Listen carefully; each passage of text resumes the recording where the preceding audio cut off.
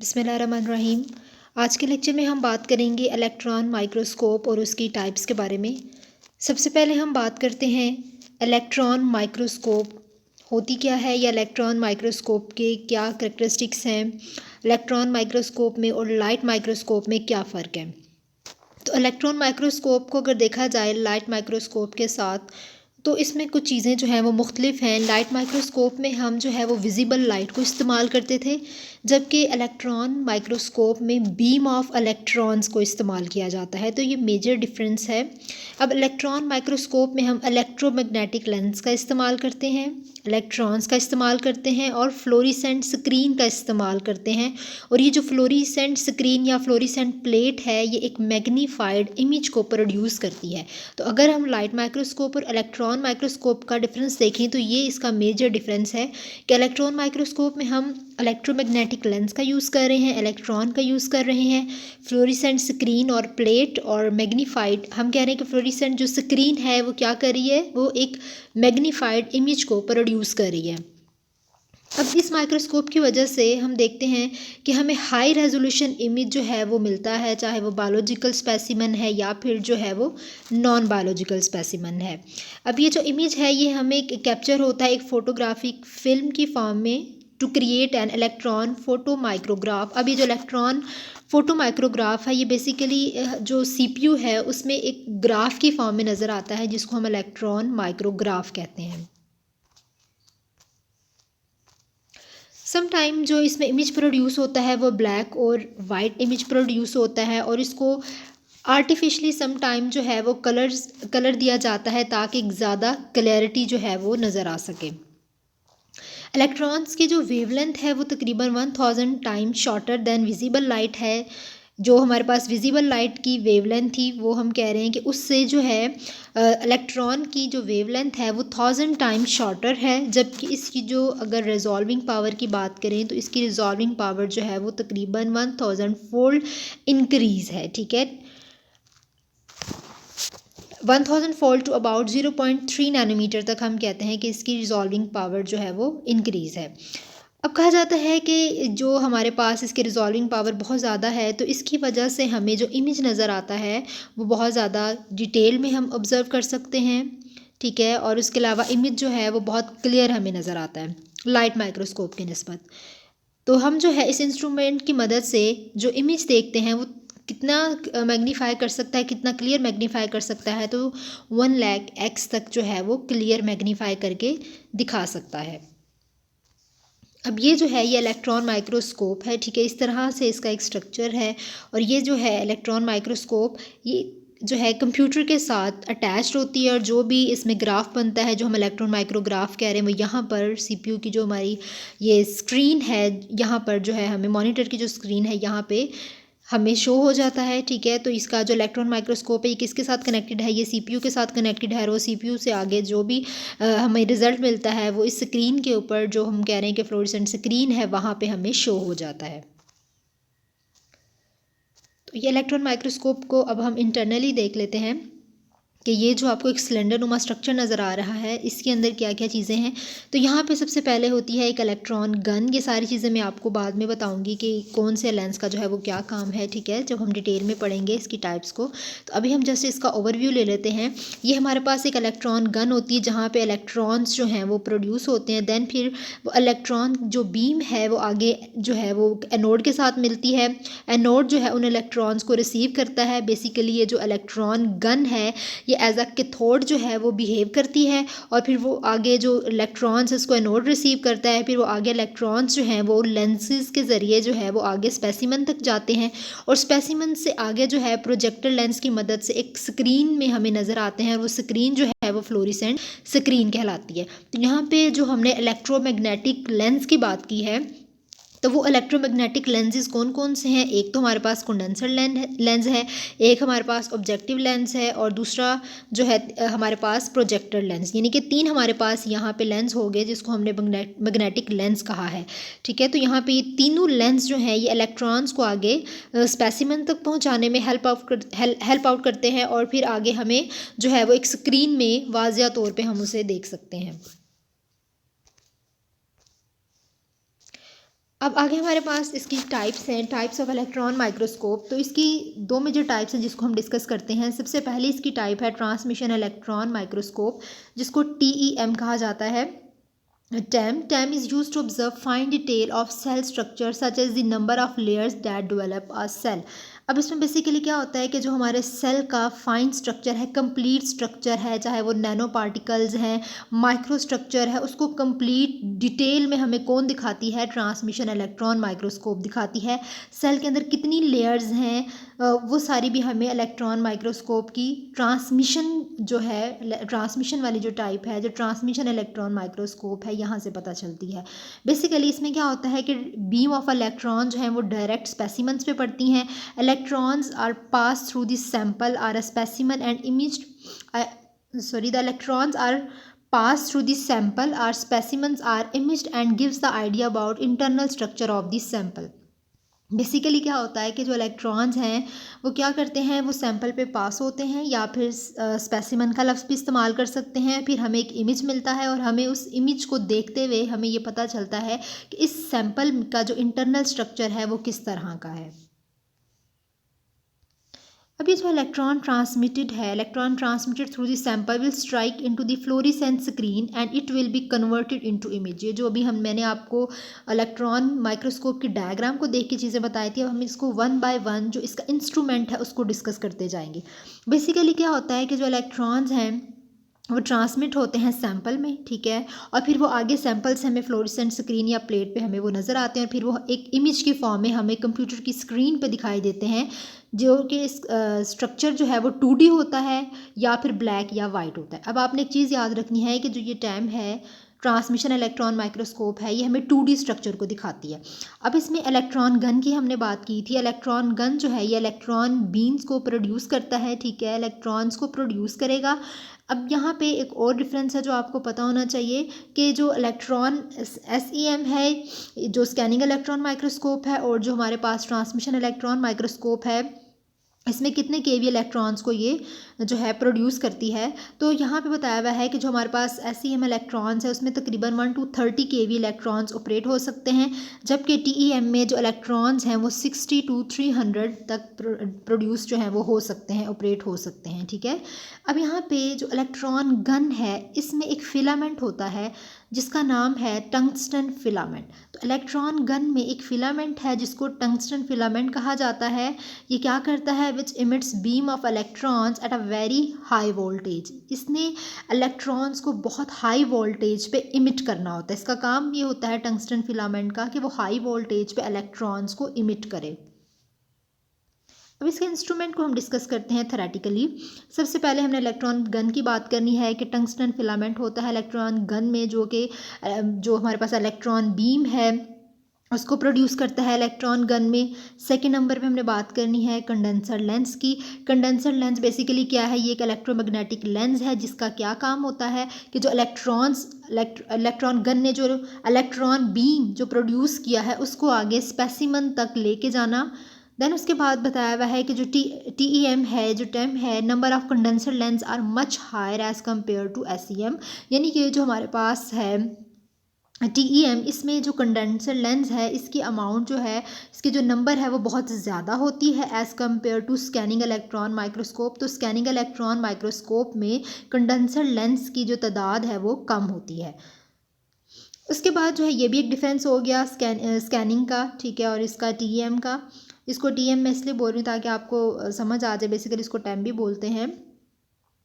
आगे बताया हुआ है कि electron beam will be more accelerated and it can easily penetrate the specimen. अब क्या होता है कि जो हमने बात की है कि इसमें नंबर ऑफ़ कंडेंसर लेंस बहुत ज़्यादा अमाउंट में होते हैं, तो जो नंबर ऑफ़ कंडेंसर लेंस हैं ये ज़्यादा अमाउंट में है, तो इसकी वजह से ये जो हमारे पास है TEM, इसमें क्या होता है कि जो इलेक्ट्रॉन बीम है वो ज़्यादा एक्सेलरेट कर सकते हैं और वो स्पेसिमन में ईजीली जो है वो पेनिट्रेट कर सकते हैं। अब नेक्स्ट हमारे पास है ऑब्जेक्टिव लेंस। अब ये भी जो है ऑब्जेक्टिव लेंस, ये भी एक इलेक्ट्रोमैग्नेटिक लेंस होता है।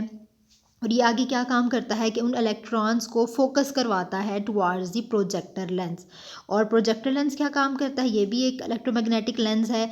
It will magnify the transmitted beams coming from the objective lens and focus towards the fluorescence screen और सीसीडी डिटेक्टर। बेसिकली इसका क्या काम होता है कि जो ऑब्जेक्टिव लेंस से इमेज आ रही होती है उसको मैग्नीफाई करता है और उसको आगे फ्लोरेसेंस स्क्रीन तक फोकस करवाता है या फिर सीसीडी डिटेक्टर। अब जो सीसीडी है ये किसका एब्रीवेशन है, ये चार्ज कपल डिटेक्टर का एब्रीवेशन है जो आगे डाटा सेंड करता है सीपीयू में।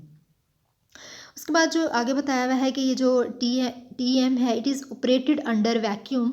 ये कहाँ पे सारा काम हो रहा होता है, ये वैक्यूम में सारा काम हो रहा होता है। वैक्यूम में इस वजह से सारा काम हो रहा होता है कि कोई भी बाहर से किसी भी किस्म की हवा जो है वो वहाँ तक ना पहुँच सके। तो ये वैक्यूम में इसलिए सारा काम होता है to reduce any kind of interference by the air, ताकि जो भी काम हो रहा है उसमें कोई भी बाहर से हवा दाखिल ना हो जाए। तो अब जो हमारे पास टीएम है यानी कि जो हमने ट्रांसमिशन इलेक्ट्रॉन माइक्रोस्कोप की बात की, अभी हम इसके स्ट्रक्चर को देख लेते हैं। सबसे पहले जो है इलेक्ट्रॉन सोर्स है, यानी कि यहाँ पे इलेक्ट्रॉन सोर्स में हमने कहा है कि इलेक्ट्रॉन गन होती है जो टंगस्टन फिलामेंट की मदद से बीम ऑफ इलेक्ट्रॉन्स को प्रोड्यूस करती है और ये एज अ कैथोड रेज जो है बिहेव करती है। और यहाँ पे एनोड होता है और वो जो एनोड है बेसिकली वो उन इलेक्ट्रॉन्स को रिसीव करता है और आगे इस कंडेंसर लेंस तक वो बीम ऑफ इलेक्ट्रॉन्स पहुँचते हैं। देन उसके बाद आगे जो है वो हम देखते हैं कि कंडेंसर अपर्चर की मदद से ये सैंपल में फोकस होते हैं। देन उसके बाद ऑब्जेक्टिव लेंस में आते हैं और देन ऑब्जेक्टिव लेंस से आगे जो है इन्होंने जाना होता है प्रोजेक्टिव लेंस तक। अब प्रोजेक्टिव लेंस और ऑब्जेक्टिव लेंस के दरमियान में एक और लेंस है जिसका नाम है इंटरमीडिएट लेंस। ये intermediate lens basically objective lens से प्रोजेक्टेड लेंस तक जो है उसको फोकस करवाने में, जो डायफ्रैक्टेड लाइट है उसको फोकस करवाने में हेल्प करता है। और फिर ये जो प्रोजेक्टेड लेंस है ये आगे जो हमारे पास फ्लोरेसेंस स्क्रीन है वहाँ पे जो लाइट है, जो इलेक्ट्रॉन है लाइट नहीं, जो इलेक्ट्रॉन्स हैं बेसिकली उनको आगे जो है वो स्क्रीन तक पहुँचाता है। क्योंकि यहाँ पे हमने बीम ऑफ इलेक्ट्रॉन्स की बात करनी है, ठीक है, सॉरी मेरे मुंह से लाइट निकल गया, तो यहाँ पे इलेक्ट्रॉन्स है, ठीक है। तो यहाँ पे क्या है कि इलेक्ट्रॉन्स को जो है वो प्रोजेक्टिव लेंस जो है ये क्या करता है कि उन इलेक्ट्रॉन्स को आगे स्क्रीन तक पहुँचाता है, ठीक है। अब आगे इसकी एप्लीकेशंस क्या हैं ट्रांसमिशन इलेक्ट्रॉन माइक्रोस्कोप की। तो basically it provide topographical, morphological, compositional and crystalline information. तो ये मॉर्फोलॉजी जो भी कंपोजिशन है, जो भी क्रिस्टलाइन इंफॉर्मेशन है इसको प्रोवाइड करता है। टोपोग्राफिकली हम बेसिकली कहते हैं कि जो फिज़िकल डिस्ट्रीब्यूशन है किसी भी सेल की हम बात करें तो उसकी जो भी फिज़िकल डिस्ट्रीब्यूशन है किस तरह से वो अरेंज हुआ हुआ है तो वो सारी चीज़ें हमें ट्रांसमिशन इलेक्ट्रॉन माइक्रोस्कोप प्रोवाइड करती है। इसके अलावा ये जो इमेज हम मिलता है ये ट्रांसमिशन इलेक्ट्रॉन माइक्रोस्कोप से ये रिसर्चर्स को अलाउ करता है to view samples on a molecular level, कि ये वो जो हमें सैम्पल मिला है उसको मॉलिक्यूलर लेवल पे स्टडी करें और उसके स्ट्रक्चर और उसके टेक्सचर के बारे में एनालाइज करें। उसके अलावा इसको कैंसर रिसर्च में भी इस्तेमाल किया जाता है। जो ट्यूमर सेल्स हैं उसके अल्ट्रा स्ट्रक्चर को स्टडी करने के लिए भी ट्रांसमिशन इलेक्ट्रॉन माइक्रोस्कोप को इस्तेमाल करते हैं। नेक्स्ट इसकी सेकेंड टाइप है स्कैनिंग इलेक्ट्रॉन माइक्रोस्कोप, जिसको SEM से डिनोट करते हैं। स्कैनिंग इलेक्ट्रॉन माइक्रोस्कोप जो है ये भी माइक्रोबायोलॉजी में बहुत इंपॉर्टेंट है। ये माइक्रो ऑर्गेनिजम्स के मॉर्फोलॉजिकल फीचर्स को रिवील करने में हेल्प करती है।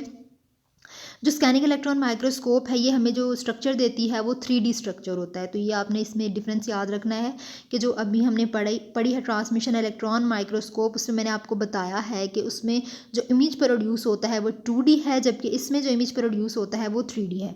तो जो स्कैनिंग इलेक्ट्रॉन माइक्रोस्कोप है ये वर्क करती है on the principle of applying kinetic energy to produce signals on the interaction of the electron. अच्छा भाई, अब इसमें बेसिकली होता क्या है कि जो इलेक्ट्रॉन्स है, मैं आपको सिंपल वर्ड्स में बताती हूँ कि इसमें जो इलेक्ट्रॉन्स है ना वो क्या करते हैं, वो काइनेटिक एनर्जी को कन्वर्ट करते हैं, ठीक है। इलेक्ट्रॉन्स क्या करते हैं, जो काइनेटिक एनर्जी होती है उसको कन्वर्ट करते हैं। और जब किस तरह से कन्वर्ट करते हैं कि जो जैसे ही वो इलेक्ट्रॉन स्पेसिमन तक पहुंचते हैं तो उस स्पेसिमन में जाके क्या होता है कि ये प्रोड्यूस करते हैं प्राइमरी इलेक्ट्रॉन्स। देन उसके बाद प्राइमरी इलेक्ट्रॉन्स के बाद जो आगे इलेक्ट्रॉन्स प्रोड्यूस करेंगे वो होंगे सेकेंडरी इलेक्ट्रॉन्स और बैक स्कैटर्ड इलेक्ट्रॉन्स। यानी कि बेसिकली क्या होता है कि काइनेटिक एनर्जी जो है, इलेक्ट्रॉन्स क्या करेंगे, काइनेटिक एनर्जी को कन्वर्ट करेंगे। जब वो किसी भी स्पेसिमन के साथ इंटरेक्ट करेंगे तो क्या करेंगे, प्राइमरी इलेक्ट्रॉन्स को प्रोड्यूस करते हैं और फिर आगे प्राइमरी इलेक्ट्रॉन्स जो है वो आगे जो इलेक्ट्रॉन्स को प्रोड्यूस करेगी, मज़ीद जो उससे इलेक्ट्रॉन्स प्रोड्यूस होते हैं वो होते हैं सेकेंडरी इलेक्ट्रॉन्स, या फिर आगे जो एक और इलेक्ट्रॉन है जिसे बैक स्कैटर्ड इलेक्ट्रॉन जो है कहा जाता है। तो इसको जो है, जो हमारे पास स्कैनिंग इलेक्ट्रॉन माइक्रोस्कोप है, इसको किसी भी स्ट्रक्चर को देखने के लिए या फिर कोई भी हमारे पास स्पेसिमन है उसकी एटॉमिक डेंसिटी को मालूम करने के लिए भी इस्तेमाल किया जाता है। अब जो सेकेंडरी और बैक स्कैटर्ड इलेक्ट्रॉन्स है, they are use to produce an image. ठीक है, इनको इमेज प्रोड्यूस करने के लिए हेल्प किया जाता है। बेसिकली जो भी हमें इमेज चाहिए होता है तो उसके लिए सेकेंडरी और बैक स्कैटर्ड इलेक्ट्रॉन्स को इस्तेमाल करते हैं, तो ये बहुत ज़्यादा हेल्पफुल होते हैं। अब इलेक्ट्रॉन माइक्रोस्कोप की हम बात करें, they have very short wavelength of electrons in comparison to the light microscope which enables better resolution power. So अब ये क्या है कि इस इलेक्ट्रॉन माइक्रोस्कोप की हमने बात की है कि इसकी जो वेवलेंथ है वो शॉर्टर होती है as compare to light microscope. तो ये स्कैनिंग इलेक्ट्रॉन माइक्रोस्कोप को अब हम डायग्राम की मदद से देख लेते हैं। अब ये इसमें ना सारा प्रोसीजर वही है, सिर्फ इसमें थोड़ा सा चेंज आएगा। ये जो हमारे पास इलेक्ट्रॉन माइक्रोस्कोप है, ये जो हमारे पास स्कैनिंग इलेक्ट्रॉन माइक्रोस्कोप है, इसमें सबसे पहले हमने बात करनी है इलेक्ट्रॉन गन की। ठीक है, ये मैंने आपको बता दी, साथ साथ इनके जो है वो वर्क भी लिखा हुआ है जो जो ये काम करते हैं। This is the source of electrons. Electron gun क्या करती है कि ये सोर्स ऑफ इलेक्ट्रॉन है, देन यहाँ पे एनोड होती है। एनोड क्या करती है, इलेक्ट्रॉन की एक्सेलरेशन करती है, वहाँ से इलेक्ट्रॉन्स को रिसीव करती है। अब जैसे ही वो इलेक्ट्रॉन्स आते हैं तो यहाँ पे जो इलेक्ट्रॉन प्रोड्यूस होते हैं वो है प्राइमरी इलेक्ट्रॉन। ठीक है, अब यहाँ यानी कि जो स्टार्ट में इलेक्ट्रॉन्स आ रहे हैं वो क्या है, वो प्राइमरी इलेक्ट्रॉन्स हैं। देन उसके बाद कंडेंसर लेंस। कंडेंसर लेंस क्या होता है कि it divert the path of electrons. तो ये जो हमारे पास इलेक्ट्रॉन्स आए हैं इसको आगे ये मूव करवाते हैं। ठीक है, जैसे ही वो कंडेंसर लेंस से वो जो प्राइमरी इलेक्ट्रॉन्स हैं वो आगे की तरफ मूव करेंगे तो यहाँ पे एक जो है वो कॉइल लगी होती है जिसका नाम है स्कैनिंग कॉइल।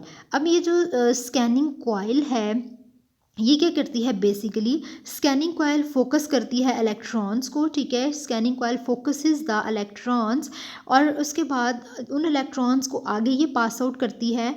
अब वो जब आगे पास आउट करती है तो फिर आगे वो इलेक्ट्रॉन चले जाते हैं स्पेसिमन में। ठीक है, अब यहाँ पे आपने इसको इस तरह से याद रखना है कि इलेक्ट्रॉन गन जो है वो इलेक्ट्रॉन्स को प्रोड्यूस कर रही है, देन एनोड जो है उनको एक्सिलरेट करता है, आगे जो है फिर प्राइमरी इलेक्ट्रॉन्स प्रोड्यूस होते हैं, फिर कंडेंसर लेंस आगे उन इलेक्ट्रॉन्स को भेजता है, फिर यहाँ पे एक कॉइल लगी होती है जो स्कैनिंग कॉइल होती है जो इलेक्ट्रॉन को फोकस करती है और उसे आगे स्पेसिमन तक पहुँचा रही होती है।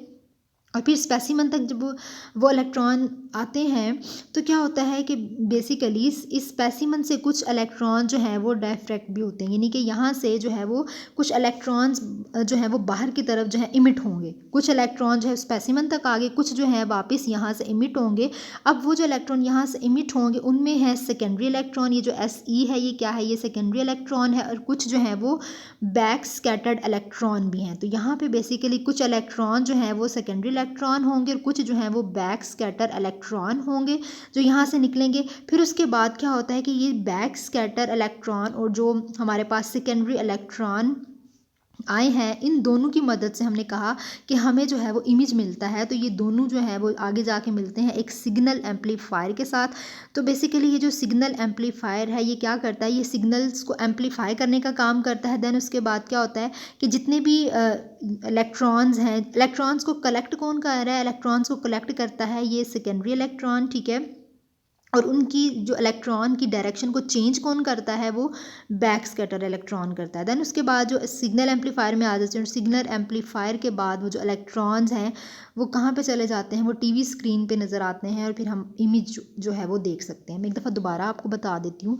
बेसिकली जो इसकी डेफिनेशन है वो काफ़ी मुश्किल अल्फाज में लिखी हुई है आपकी बुक पे, तो आप इसको बेसिकली इस तरह से याद रख लें कि मैंने आपको बताया कि काइनेटिक एनर्जी जो है वो कन्वर्ट होती है किसमें, प्राइमरी। आप इस तरह से याद रख लें कि जो इलेक्ट्रॉन्स हैं वो क्या करते हैं, काइनेटिक एनर्जी को कन्वर्ट कर देते हैं प्राइमरी इलेक्ट्रॉन्स में, ठीक है। प्राइमरी इलेक्ट्रॉन्स के बाद फिर जैसे ही वो जो लाइट है वो क्या करती है, सॉरी लाइट नहीं, इलेक्ट्रॉन्स, जो इलेक्ट्रॉन्स हैं वो आगे पास आउट करते हैं, किसकी मदद से, कंडेंसर लेंस की मदद से आगे पास हो रहे हैं स्पेसिमन में, और स्पेसिमन में जाके आगे जो है वो क्या प्रोड्यूस कर रहे हैं, सेकेंडरी इलेक्ट्रॉन प्रोड्यूस कर रहे हैं और बैक स्कैटर इलेक्ट्रॉन्स को प्रोड्यूस करते हैं, ठीक है। तो बेसिकली आप इसको सिंपल अल्फाज में इस तरह से याद कर लें, ठीक है। डेफिनेशन आप लिख लेंगे। तो मैं दोबारा से एक दफ़ा आपको ये डायग्राम बता देती हूँ कि हमारे पास इलेक्ट्रॉन गन जो है ये क्या है, इलेक्ट्रॉन प्रोड्यूस कर रही है। उसके बाद क्या हुआ कि एनोड इलेक्ट्रॉन को एक्सेलरेट करता है, जो मैंने आपको बात बताई कि काइनेटिक एनर्जी कन्वर्ट करती है